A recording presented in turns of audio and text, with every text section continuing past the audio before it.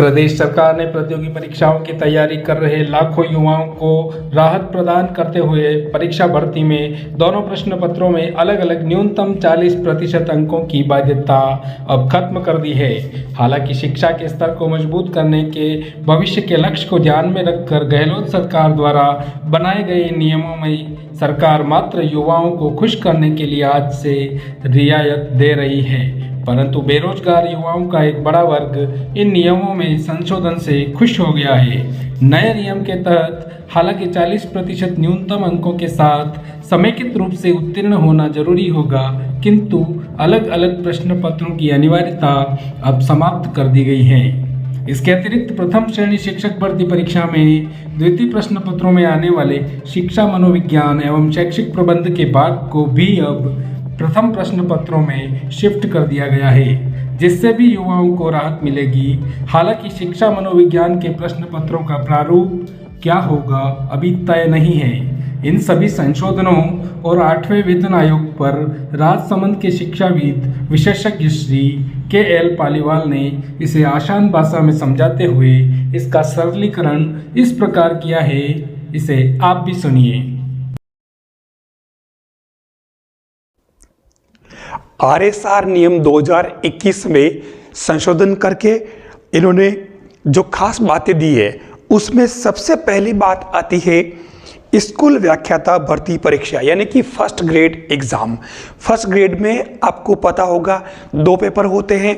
एक जीके का first paper जिसमें आपके 75 क्वेश्चन होते हैं और सामान्य ज्ञान और जनरल उसमें चीज़ें आती है। दूसरा पेपर होता है आपके 150 क्वेश्चन वाला 300 नंबर का, और उसमें आपके सब्जेक्ट के क्वेश्चन आते हैं।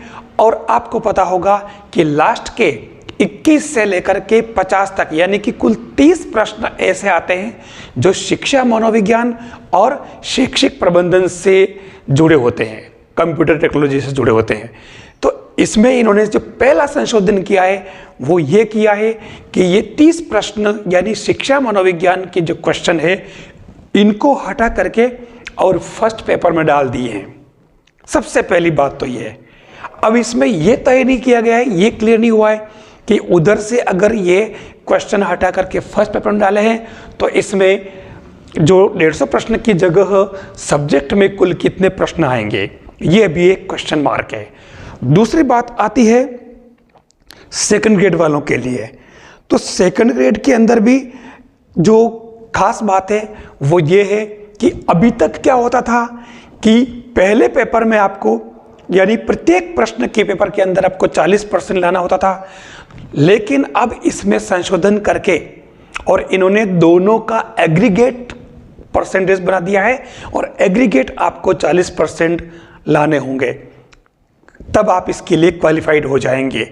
क्योंकि आपको पता है कि पिछले इसमें जो एग्ज़ाम हुआ था उसके अंदर इन्होंने अलग अलग 40% रखा था, तो बहुत सारी पोस्टें वैकेंट रह गई थी, पद खाली रह गए थे, लोग कैंडिडेट मिले ही नहीं थे। तो इसी को ध्यान में रखते हुए इन्होंने ये संशोधन किया है। इसके अलावा जो फर्स्ट ग्रेड फिजिकल एजुकेशन और जो सेकंड ग्रेड फिजिकल एजुकेशन और थर्ड ग्रेड, इन सभी के लिए भी जो प्रतियोगी परीक्षा है इसके अंदर इन्होंने जो आपका जो सिलेबस दे रखा है उसमें क्रम संख्या 6 में विद्यमान अभिव्यक्ति प्रत्येक प्रश्न पत्र के लिए इसको हटा दिया गया है। आप सिलेबस में इसको देख सकते हैं। और लास्ट बात है पुस्तकालय आदि, यानी कि लाइब्रेरियन के जो सेकंड ग्रेड और थर्ड ग्रेड के पद है उसके लिए भी इन्होंने प्रश्न पत्र फर्स्ट के क्रम संख्या 5 में विद्यमान अभिव्यक्ति प्रत्येक प्रश्न पत्र के लिए इसको हटा दिया गया है। तो आज आपके लिए ये 2 महत्वपूर्ण जो निर्णय थे, 40% वाला ये हमारे फायदे में है, और दूसरा आपके जो सब्जेक्ट फर्स्ट ग्रेड के अंदर है वो भी इन्होंने जो साइकोलॉजी वहाँ से हटा करके और फर्स्ट पेपर में डाली है, यही हमारे लिए एक फ़ायदेमंद सौदा। आज की जो न्यूज़ है ये जितने भी सेवारत कर्मचारी है उनके लिए और आने वाले टाइम पे राजकीय सेवाओं में आने वाले सभी कैंडिडेट्स के लिए हैं। और इसमें जो ज़रूरी सूचना क्या है, बहुत ही इम्पोर्टेंट सूचना है। मैं आपको बता दूं कि इसमें कोई संदेह नहीं कि भारत जो है एक विश्व के अंदर महाशक्ति बनने जा रहा है आर्थिक रूप से। लेकिन दूसरी तरफ हमारे वित्त मंत्री निर्मला सीतारमण ने कहा है कि न तो 8वां वेतन आयोग लागू होगा, पहली बात, यानी अब 8वां वेतन आयोग लागू नहीं होगा। दूसरी बात, न ही 7वें वेतन के अनुसार 50% जो डीए है वो मूल वेतन में मर्ज होना था, वो भी नहीं होगा।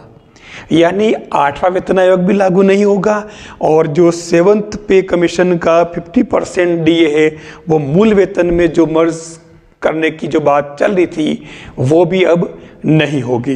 ये दोनों ही सूचनाएं हमारे जो government of India ministry of finance department of expenditure से जारी हुई है। राज्यसभा से ये जो लेटर नंबर 395 है वहाँ से जारी हुआ है। ये आपकी PDF है, आप इसमें इस सूचना को क्लियर देख सकते हैं।